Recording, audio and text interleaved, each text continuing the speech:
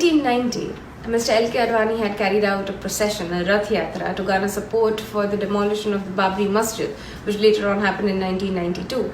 Shortly after his arrest, communal violence broke out across the country. There were little pockets across the country which experienced riots. In the state of Gujarat, there was a district named Jamjodhpur which also experienced rioting. 133 rioters were arrested. Any of these detained people arrested by my father were in custody of him or were ever interrogated by him. One man out of the 133 arrested later on died 18 days after being released on bail. It is extremely strange that how a death that occurs 18 days after being released, a death that occurs because of no indication of torture. There is absolutely no evidence of any internal or external grievances or any injury, that this is not a death by torture. Yet this death is labeled as a custodial death, and the blame of which is put on my father, Mr. Sanjeev Bhatt, a man who never arrested him, whose custody he was never in, and who never even met the deceased. No one directly linked to the case was called by the prosecution as witnesses. 33 people who had nothing to do with the case were called in as witnesses. It was placed before the court, but it was not taken under cognizance. We want a fair trial. That is all that we have been pleading for. That take into cognizance all of these evidences, call in the people who are directly linked with the case, interrogate them, examine them, let us examine them, you cross-examine them. That is our only plea. Our plea is a fair trial, that is all. On the 27th of February 2002, shortly after the burning Sabarmati Express at Godhra station, an unofficial meeting was called in by Mr. Narendra Modi in his residence, where he very clearly exclaimed that let Hindus vent their anger, and he directly gave orders to all the state functionaries to step down, look the other way, while the Hindus vented out their anger. My father was present at that meeting. Shortly after the 2002 riots, Narendra Modi went out on a victory march, going to different ghettos where the violence broke out in bigger magnitudes, and gave inflammatory speeches further stoking communal tension. The Minorities Commission ended up seeking for the tapes of Narendra Modi's speeches in order to further investigate. The officials said that under extreme pressure, said that the tapes do not exist or we do not record on that day.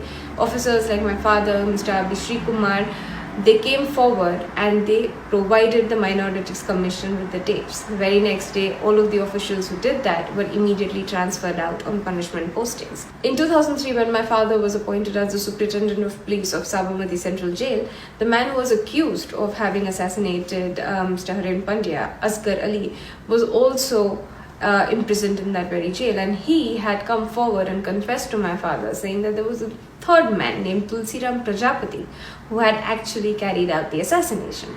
As soon as new evidence came out, as per protocol, my father immediately called the then Home Minister then, Mr. Amit Shah, and he was told that if there is any physical evidence about it, if you've written this down, destroy it. This conversation never happened. As soon as that happened, my father immediately put it down on record, on paper, the evidence as well as the phone call that happened, sent it off to the center, Home Ministry at the center in Delhi, the Prime Minister's office, the Chief Minister's office in Gujarat, and also Mr. Amit Shah, because he was the Home Minister of the state of Gujarat. In 2009, the court appointed a special investigative team, SIT, to investigate the role of the state in the 2002 riots. My father was the only man who came forward and who truthfully deposed before the commission.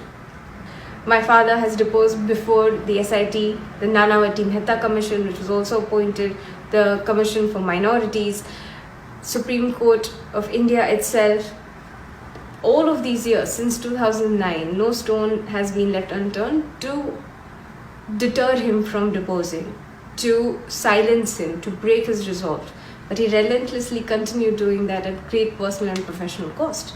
In 2014, when Narendra Modi became the Prime Minister of India, shortly after him assuming office, my father was dismissed from duty under the frivolous ground of unauthorized absence. As the BJP and Narendra Modi kept growing in power, their vindictive victimization kept on growing as well. My father is the sole surviving witness to the state's complicity in the 2002 riots. My father is the only man who can link Narendra Modi to the 2002 riots.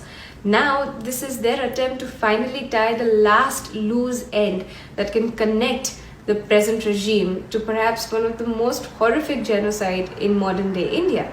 On 5th of September 2018, in the early hours of the morning, they came and they took my father away under the pretext of questioning him in a 30-year-old dormant case.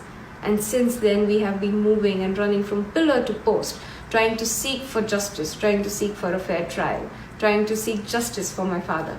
This is a fight to the finish, which we will fight. We are trying to fight this within the legal norms of our Indian system. They are trying to put in each and every force that they have to silence my father once and for all. And I hope and I believe that their justice will be delivered, that in the end, truth will triumph over evil. Because my father has, for all of these years, relentlessly been the voice of all of the victims of the 2002 riots. He has defended at great personal and professional cost all of these people who could not stand up for themselves. It is now more than ever our duty to now defend the defenders when the very defenders are being victimized by this fascist system.